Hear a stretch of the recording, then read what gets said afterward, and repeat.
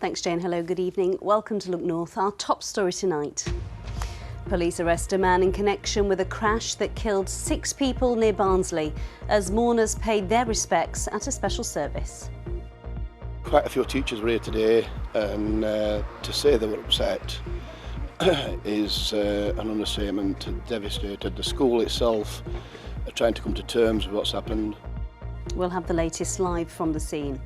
Also tonight, DNA tests on a man who thinks he could be Ben Needham, the Sheffield toddler who disappeared in Greece 33 years ago. Yorkshire water is downgraded over pollution concerns. Fishermen and canoeists say sickness cases are becoming more common after they've been in the river. And I've been speaking to Kevin Sinfield on the day he's honoured by the University of Leeds. Well, it was lovely and sunny in Malton when this was taken earlier today. How much sunshine will there be tomorrow? Join me for the very latest forecast.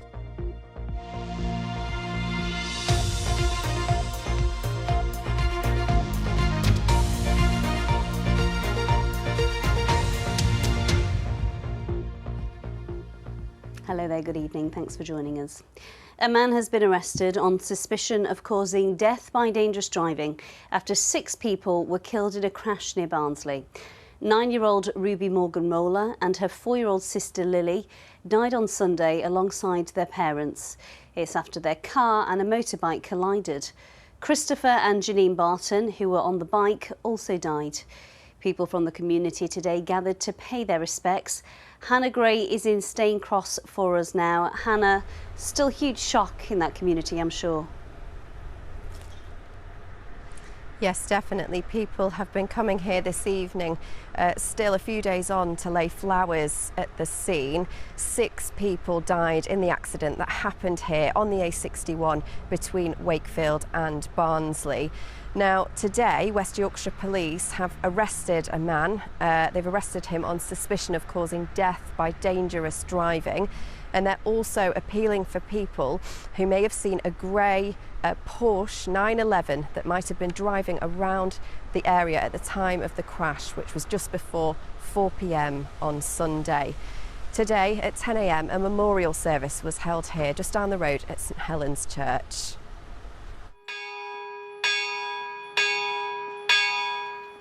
People coming together to remember the lives of 6 people who died in a road traffic accident near here on Sunday.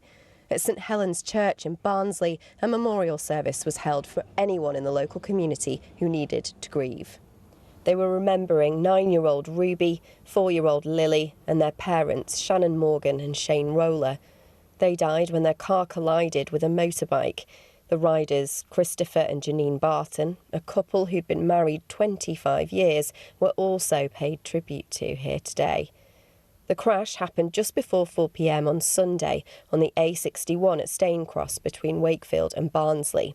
The Bartons' BMW motorbike and the family's Ford Focus collided. An 11-year-old girl who was Lily and Ruby's sister was not with the rest of her family in that car at the time.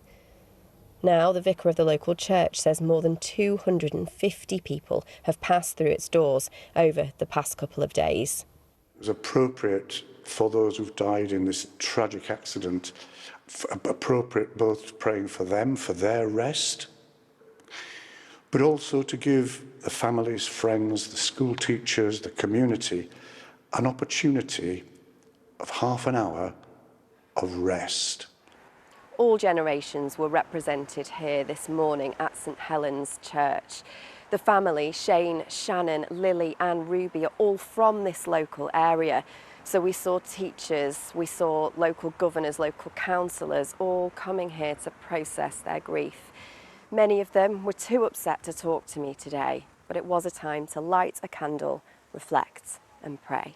Quite a few teachers were here today, and to say they were upset is an understatement. Devastated. The school itself are trying to come to terms with what's happened. As people are also grappling with the fact of the 4 deaths, equally we're also trying to grapple with the fact that we've got an 11-year-old child that's been orphaned, and our thoughts and prayers must also go to that child in the hope that she gains strength. Donations for a fundraising appeal for her continue to flood in, and floral tributes are also still being laid at the scene.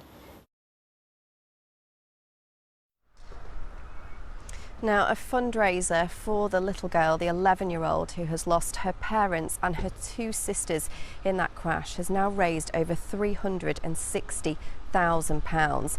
The organiser of that fundraiser has issued a statement to say that the love and support that's been shown has been amazing, and every single penny will go to the new guardian of that 11-year-old.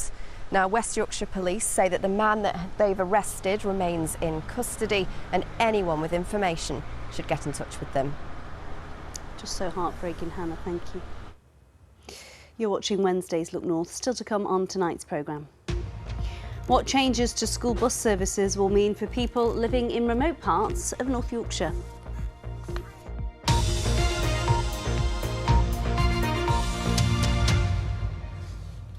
Next tonight, the family of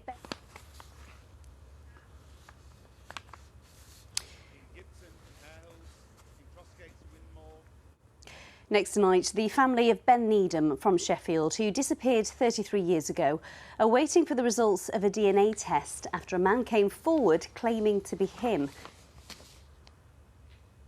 On the Greek island of Kos, his family have been decades searching for him. Corinne Wheatley joins us now with the details. Now, many of our viewers will remember Ben's story. What do we know about this new development? Well, yes, Ben, as you say, was only 21 months old when he disappeared in 1991. He was on the island of Kos with his mum and with his grandparents, who were renovating a farmhouse at the time, and he was last seen playing near that house. Now, Kerry Needham, his mother, has never given up hope. She's never given up campaigning and searching for him, trying to keep his story in the spotlight. And today, exactly 33 years since he vanished, they are waiting for the results of this DNA test. As you say, a man came forward in Denmark. He thought he could be Ben Needham. Reports suggest that this man says his grandparents told him that he was taken from Kos as a child and that his parents had refused to deny that. Now, South Yorkshire Police have said that a DNA sample has been tested. It's going to be compared to a sample that the force hold, and they say they will carry on supporting the Greek authorities and Ben Needham's family. There have been lots of leads that have come to nothing over the years. What have the Needham family had to say about this latest one? Well, yes, people have come forward in the past. As you say, there have been fresh searches, excavations on the island, but it's never led to definitive answers. And throughout, Kerry Needham has always maintained that she believes her son is alive. So in interviews over the last few days, Kerry Needham has said she can never get her hopes up and that it's always distressing when there's a new lead. And now, of course, all they can do is wait for the results. Yeah, we're thinking of the family. Thanks, Corinne. Two Yorkshire MPs say they're disappointed to be suspended by the Labour Party after voting against the government. Leeds East MP Richard Bergen and Bradford East MP Imran Hussain voted for a motion calling for an end to a two-child benefit cap, which prevents parents from claiming universal credit or tax benefits for more than two children. Mr Bergen said the policy must be scrapped to help struggling families in his area. Imran Hussain said he was standing up for his constituents. Plans to close two council-run care homes have been approved. Knoll Manor in Morley could shut by the end of the year, while Dolphin Manor in Rothwell is expected to be turned into a recovery centre to free up hospital beds. The council says it will work with residents and families to explore alternatives. Staff will be redeployed. However, Michael, whose mum lives in Dolphin Manor, is worried. I'm not surprised, but very disappointed in Leeds City Council making this decision, not just for my mum, but all the other residents in Dolphin Manor, how it now looks like are going to be evicted and have to be scattered along in other care homes in and around Leeds. It did take her 18 months to settle down at Dolphin Manor, and it would take her another 18 months to do the same, and she's 94. Next this evening, Yorkshire Water has admitted it must improve its pollution record, being downgraded by the Environment Agency. The company dropped from 3 to 2 stars after an independent report looked at the water company's environmental performance.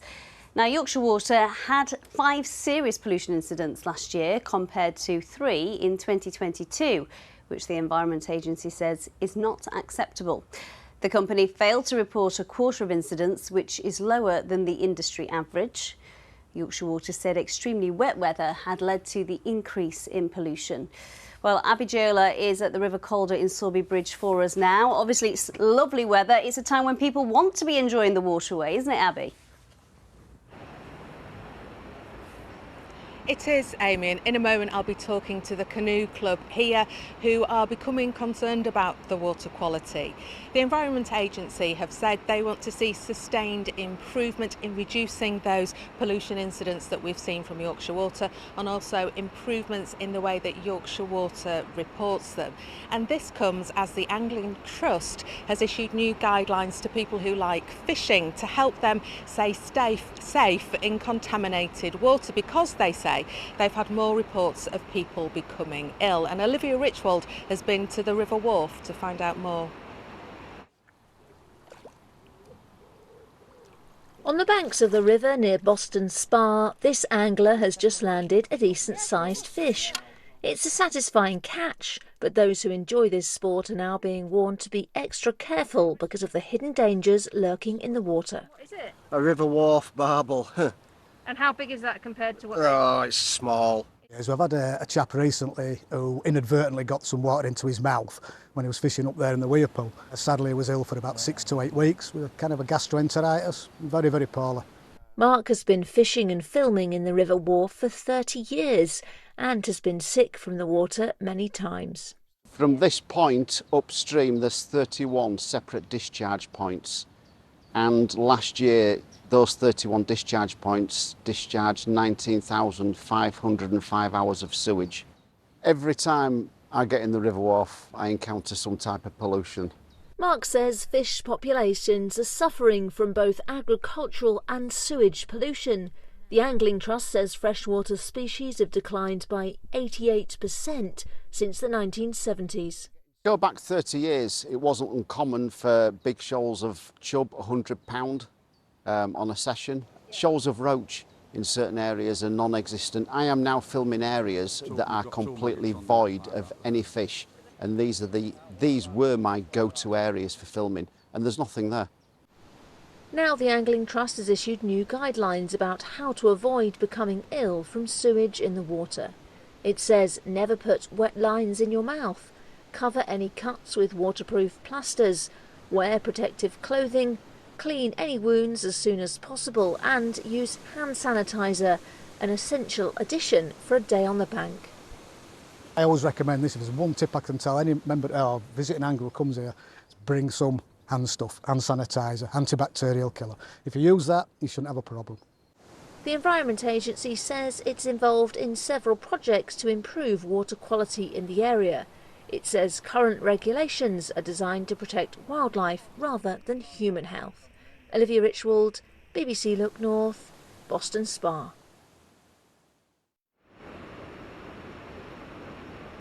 Well, that was Olivia over on the River Wharf. This is the River Calder. Halifax Canoe Club have been here for over 40 years, but recently you've started testing the water, Steve. Why is that? Yeah, we have. We want to make sure it's safe for our paddlers who are down here several times a week, as you can see in the background.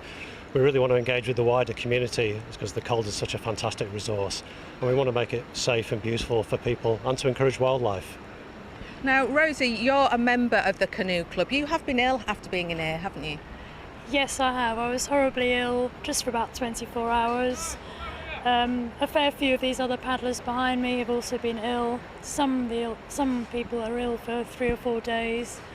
Yeah, it does make you think twice about whether you want to practice your capsizing and your rolling and your safety here, or whether to do it in a swimming pool or at the reservoir where we also can practice. And you just want to be able to enjoy the water? Well, quite, yeah, because it is idyllic. It's a lovely evening, you see wildlife and kingfishers, you think you're in a really nice paradise. And then knowing that there's sewage being pumped out, you can see a pipe from here, there are 7 other sewage outlets within 1 kilometre of this course. So once you start to know these facts, this idyll is no longer quite as idyllic. Thank you, Rosie. Well, Dr. Andy Bray, you're from the Calder Rivers Trust. You want to protect the waterways and improve them. You're a charity. What needs to change? Well, it's more initiatives like this, Abby, where we're able to work with community groups to gather information about the river health, that then we can use that information to prioritise activities that we can be pushing forward. We can be working with partners to deliver, to make improvements to water quality, water volumes and the habitats that are in rivers. We know there are multiple pressures to the water environment. Sewage is one of them, but road runoff and agricultural inputs are others as well.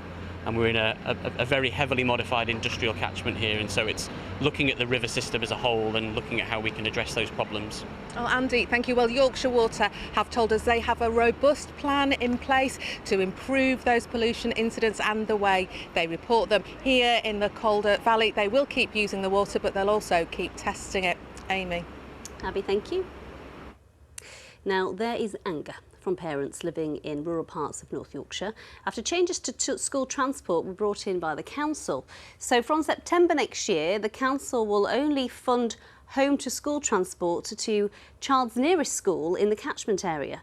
North Yorkshire Council, which said the plan would save the authority £3 million from its annual budget. Here's Beth Parsons. School transport is the third largest spend for North Yorkshire Council, costing £42 million a year. Today, councillors voted to change that policy.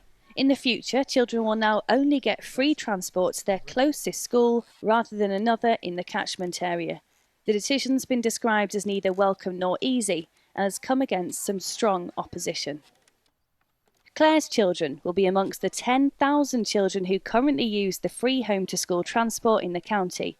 She thinks encouraging children to attend the closest school will mean buses have to travel on dangerous rural roads. There's all sorts of emotions through anger that the council just aren't taking precautions. The road is not safe, even in summer, and obviously 10 times as bad in winter. The sadness that we can't go to the same school as what your peers are going to. The council say all new routes will be assessed by both the council and the bus providers. Other objections against the change included the environmental impact. While some say the change will eventually lessen journey time for buses, others say it will mean more cars are on the road as parents drive their children to school. If the closest school were a paid school, children would be ineligible for transport to a secular school. It would also impact families who either do or don't want to attend schools of a particular faith, with one councillor describing it as going against the spirit of the Equality Act. Despite this, in an uphill council cost-saving battle against a £40 million deficit, councillors voted to press on with the changes. The result of the vote was 48 in favour of the motion and 26 against, so the motion is passed. We are not removing choice from parents and those children, and we've been forced, if you like, to tighten up our criteria given the financial challenges we are facing. Claire was at the meeting today and she said it was disappointing. Upsetting, anger, all rolled into one really. It's very upsetting that we weren't particularly listened to. The change won't impact children until September 2025. Appeals are expected against the decision. Beth Parsons, BBC Let North, Northallerton. Let's talk sport now with Paul Ogden. It looks like you're in Paris. It does. I feel like it with that town next to me. We're going to start with some team news for our Yorkshire Olympic squad for Paris 2024 in the Team GB equestrian events. Becky Moody from near Penistone and her horse, Jaeger Bomb, have been specifically selected to replace Charlotte Dujardin, who withdrew from the squad yesterday. Jaeger Bomb himself is home-bred in Yorkshire. Both will compete in the dressage at the Palace of Versailles, no less. And we have news of another important Olympic selection for an athlete with South Yorkshire connections. She's been chosen by the organisers as one of the flag bearers for the refugee Olympic team at the opening ceremony on Friday night. Cindy Ngamba is a boxer originally from Cameroon. She moved to the UK aged 10. She trains in Sheffield. She's a three-time English national boxing champion, and Ngamba also made history by becoming the first ever refugee boxer to qualify for the Olympic Games. My aim is to win a medal. My aim is to be on the podium, being able to hold my refugee flag high, and so that people all around the world can see it, all the refugees can see it, and be proud to call themselves refugees, and to be proud that to strive in life and to push through every day. Next, we can look ahead to some Olympic action, which I'm pretty confident we've never talked about before now, because kite surfing is about to feature in the 2024 Games for the first time ever. And although he doesn't sound very Yorkshire these days, Team GB's Conor Bainbridge will always be grateful for where it started. Even with a fair wind, this looks and feels a million miles from Halifax, where Conor Bainbridge grew up. These days, there are understandable reasons for him being based on the south coast in Weymouth, having made kite surfing his life. Halifax is this tiny reservoir in the middle of nowhere, which I'd beg my dad to go up and take me every evening after school, and we'd go windsurfing backwards and forwards together. And now, you know, I travel the world with a big kite above my head going, you know, 3-4 times as fast as I ever dreamed I could do. The lakes and our communities around those lakes are so important to get people into sailing, into windsurfing. And, you know, the hard bit about kite surfing, I think, is that you can't kite surf on lakes. And so that is definitely a barrier for people getting into it, where you have to travel to the sea or you have to be located around the sea. And so, you know, I think our sailing clubs are a vital part for making all of this happen. Now aged 30 and a member of the British sailing team for the last 14 years, Bainbridge is poised to help make history in his sport. Kite surfing will make its Olympic debut when competition starts in Marseille in the south of France. His enthusiasm, possibly even relief to be part of it, is genuine. Conor missed the recent World Championships because of a training accident that needed surgery, and it actually could have been much worse than a mere threat to his Olympic selection. I was just pushing a little bit too hard downwind, and yeah, made a slight error, came off the board, and unfortunately did a tumble turn with the foil, and went straight through my leg and snapped a part of the carbon off into my shin bone. So yeah, it was quite an accident. With typical Yorkshire resilience, Conor recovered and then secured Olympic qualification at the wonderfully named Last Chance Regatta. Having taken that one with both hands, and feet for that matter, Conor Bainbridge is now aiming for an even bigger golden chance in France at the 2024 Olympics. Good luck to Conor and all our athletes. 2 more sleeps, Amy. Yep, merci beaucoup. Thank you very much. I've got FOMO already. I'd love to be there.